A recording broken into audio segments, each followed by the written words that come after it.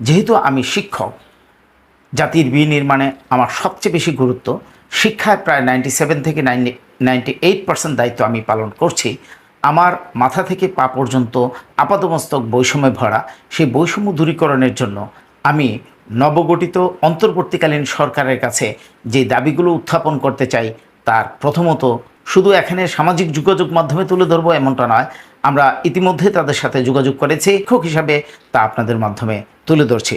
সম্মানিত দর্শক শ্রোতা, উপদেষ্টা মণ্ডলীদের কাছে, বিশেষ করে যিনি প্রধান উপদেষ্টা ডক্টর মোহাম্মদ ইউনূস, ওনার কাছে আমাদের যে দাবি থাকবে, প্রথমত দাবি থাকবে স্বাধীনতার 53 বছর পরে এসেও একজন জাতি বিনির্মাণের স্থপতি যাকে বলা হয় শিক্ষক, সেই শিক্ষককে এখনও কোনো সরকার ডাল ভাত খাওয়ার নিশ্চয়তা দিতে পারে নাই। তাই আমাদেরকে সর্বপ্রথম জাতীয়করণ করে সকল বৈষম্যের অবসান ঘটাতে হবে।